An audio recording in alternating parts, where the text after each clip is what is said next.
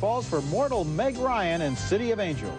Jack Lemmon and Walter Matthau are together again in The Odd Couple 2. And Hollywood agent Billy Crystal discovers big talent in My Giant.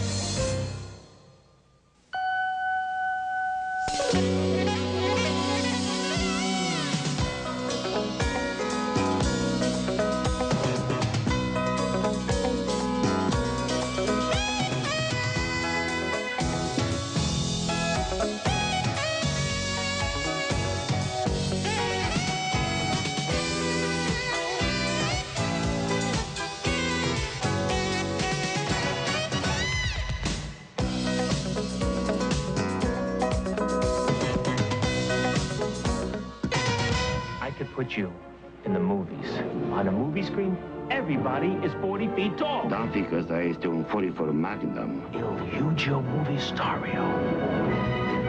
Billy Crystal is a Hollywood agent who masterminds the career of a giant talent played by NBA star George Murison in My Giant. It's one of 6 new movies we'll be reviewing this week on Siskel and Ebert. I'm Gene Siskel of the Chicago Tribune. And I'm Roger Ebert of the Chicago Sun-Times. Billy Crystal is one of the funniest actors in the movies right now, and his talent sparkles in the opening scenes of My Giant before the movie slowly but decisively loses its way in the thickets of manufactured sentimentality. He plays a talent agent on location in Romania who was saved from drowning by 2 enormous hands that seemed to belong to God but actually belong to a local giant.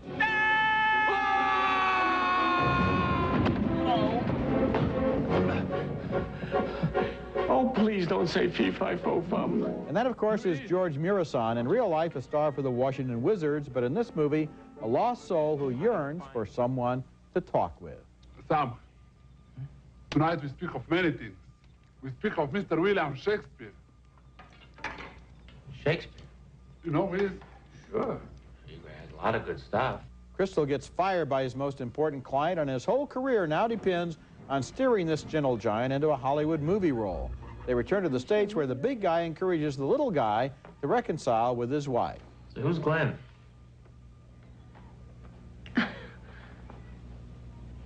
He's a nice guy. That's Kathleen Quinlan as the wife. Just when the movie seems mired in tear-jerking sincerity like that, it's rescued briefly by a very funny performance by Steven Seagal playing himself. Steven, what do you think about him as the bad guy? The fact of the matter is that he's much bigger than me, and as you know, that's not good.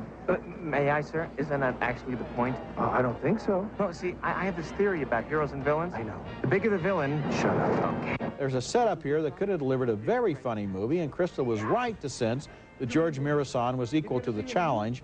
But then My Giant gets all serious and awkwardly heartwarming, and the humor gets misplaced, and it's like they're trying to make some kind of a universal, you know, Chaplin... Yeah, message of love. Message of love. Too bad. Yes, just be funny. I mean, and certainly Billy Crystal can do it. I agree with you. The sentimentality doesn't mean anything. No. And you could have had a lot of fun trying to milk Murison with all the different Hollywood ways and have him conspire with other agents and deal with shoe companies and endorsements, a clothing line. Of course, the scene with everything. Steven Seagal gives you a taste of what they could have done. Sure. Why not put him on one of the talk shows? Why not put him on in some kind of a premiere situation, an autographing situation? I got a sight gag. Put him in a new version of the Hollywood Squares, but he has to be through 2 squares. Listen, see, I mean, wouldn't that be funny? There are 1,000 ideas that they could have used here, and instead that we just get this cornball stuff. Just play it logically and funny, and how a guy like that would actually be exploited in Hollywood. Okay, next movie, and it's The Odd Couple 2.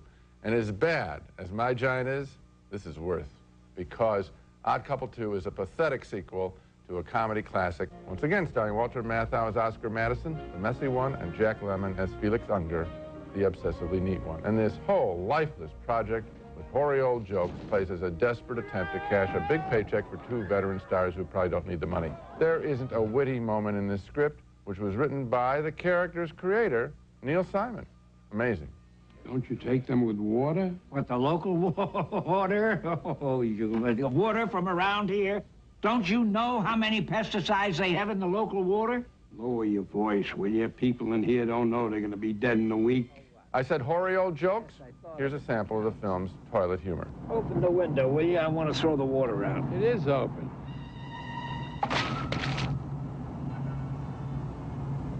Matthau doesn't look like he's having a good time, and Jack Lemmon hasn't stooped this low in years because he's been making a series of decent dramatic pictures. These guys can't be that financially desperate, can they? To soil their reputations with junk like this? A big thumbs down from me on The Odd Couple 2. Thumbs down for me, too, although I suppose it looked like a natural to make a sequel with Neil Simon writing the screenplay, and I suppose nobody had the nerve to tell Neil Simon he'd written a really, really bad screenplay. Yes, Oh, yes. Mr. Simon, you may be the most prolific playwright in Broadway history, but this is junk. Yeah. Nobody would tell him that, and so they went ahead and filmed the movie. Now, if you want to see them in a good screenplay, look at their last film together, Out to Sea. That was a charming film. They did have charm. They were funny. They were given characters to play, good dialogue, a fun situation. And people to play off with. Of course. This movie is completely dispensable. I like your use of the word junk better than the word dispensable. Coming up later, a student enters the world of exotic dancing in The Players Club.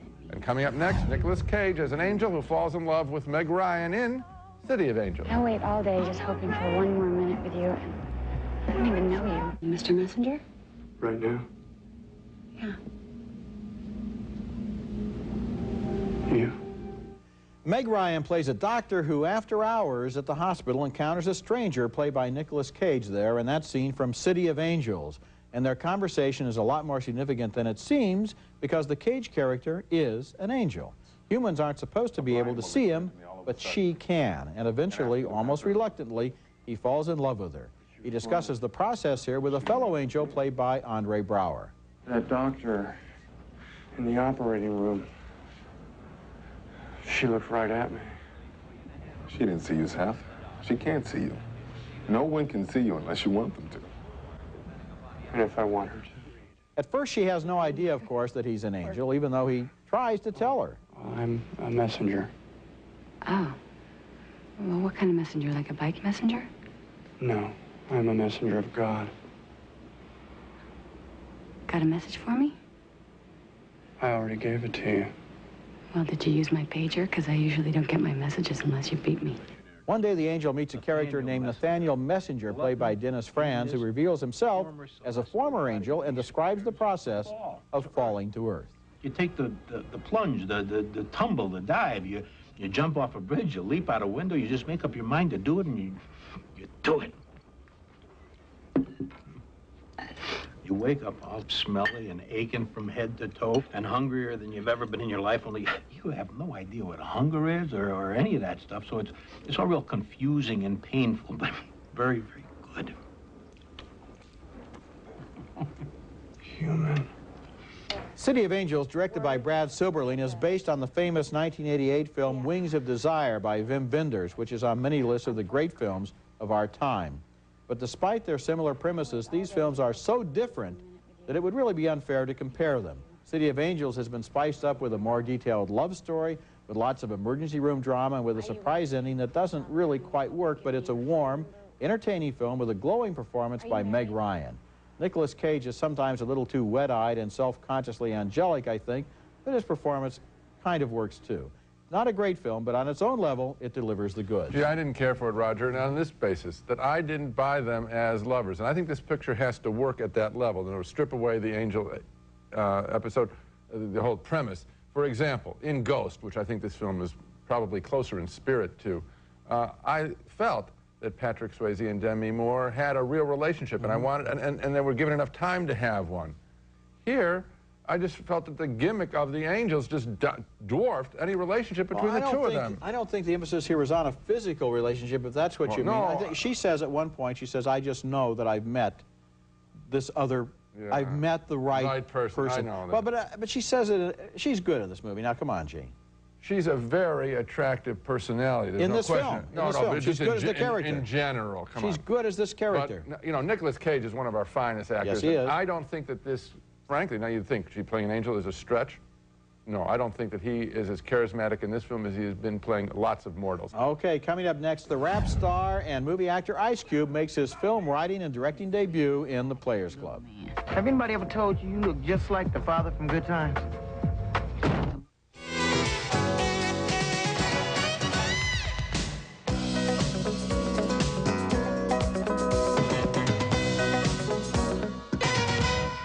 Armstrong. Wake up. I am up. How do you expect to pass your finals if you sleep through every one of my lectures? Oh, I'm gonna pass. A young woman can barely stay awake in class because of the long hours she works at night as a stripper in the Players Club, a raunchy, violent, and mostly stupid action picture about what can happen to a good girl, a single young mom, who is forced to make ends meet while studying toward a journalism career. The Players Club was written and directed by the rap star Ice Cube, and he displays no flair for filmmaking other than to break a lot of glass in the film's many fight sequences. We follow the fortunes of Diana, played by Lisa Ray, who gets recruited at her shoe store job by two strippers at the Players Club who make more money than she You does. could be making a lot more money than what you're making up in here if you would just use what you got to get what you want and stop messing with this chump change. Drawn to Diana at his own peril is the strip club DJ named Blue, played by Jamie Foxx, who is nervous after meeting Diana's trigger-happy father. Man, so where you taking my little girl tonight? Your little girl? Yes. Oh, right. Your little girl. I was thinking, well, maybe I'd take her out to eat. Maybe we'll go for a movie or something. And pretty good at what you're doing. The other key character in this parade of stereotypes is the club's owner, nicknamed Dollar Bill, played by Bernie Mac, who is heavily in debt to a mobster, forcing him to treat his employees badly. All you do is spin records. That's all you do. Who do you think he is? DJ Quick? Huh? Kid Capri? I didn't say huh? Oh, you must be Jimmy Walker. Well, you ain't nothing. You don't deserve nothing. You don't get nothing. You get what I give you. I got a contract between me and you that say you do what I tell you to do. Therefore, don't say nothing. Don't speak to me. Don't look at me. Now, if this movie, The Players Club, had been made 20 years ago, we would have understood it in the context of the so-called blaxploitation pictures coming out then from Hollywood. Cheap, violent productions with a lot of energy. Well, this film is cheap and violent, but doesn't have much energy. Today, this retro look is truly tedious to sit through. Ice Cube should grow up beyond this lame girl-in-the-hood story if he ever hopes to make another movie, and that's a big if. I don't think you're being fair to the movie, Gene. Oh, really? You liked it? Yes, I did. Wow. I liked it a lot. First of all, look at the characters. Look at Bernie Mac, who plays the nightclub owner. How colorful, how his dialogue, cartoonish. His behavior is original. You haven't seen that before. The doorman in the nightclub. That's a great little comic performance. Roger, Lisa wait a second. Ray, Let me the take it leading one by actress. one. Wait a minute. I've seen big thugs like Dollar Bill in lots of pictures. You haven't seen this character before in any movie that you can name. You cannot name a character like this. His comic dialogue is so funny. His whole attitude toward how he runs that club, his personal mannerisms, his timing. No, Roger. Then I also want to say something about the star, time. Lisa Ray, who plays this girl who is a college student, who gets this job and who keeps her distance from it so that you see this world in a very interesting way. Another thing I like, there isn't a single person who dies in this movie. Did you notice that? That nobody dies in the movie? No, I didn't notice that. No, because the interesting thing is it's all about the dynamic of the situation. I was more interested in how empty and cartoonish their lives were as opposed to their deaths. Or the absence of they're not these are characters. You don't think Dollar Bill is a cartoon? People you haven't seen before. You don't think Dollar Bill is a cartoon? I know a cartoon. What do you mean by a cartoon? Oh, you mean you don't know what I mean by a cartoon? I don't know what you mean if you're talking about Dollar Bill. He's an original character, a character role with a character actor in it. A cartoon would be, I would say, something broadly drawn would be cartoonish. He's very specifically drawn. His dialogue, his mannerisms, his quirks, his behavior. He's no different than a big bouncer, basically. Oh, come on. But he's running the club. Come on, that's not fair. Okay, the film isn't very good. When we come back, the big one, Michael Moore's attack on downsizing in America. You want to shut it off? Yeah, shut it off, shut it off, shut it off. What are you doing?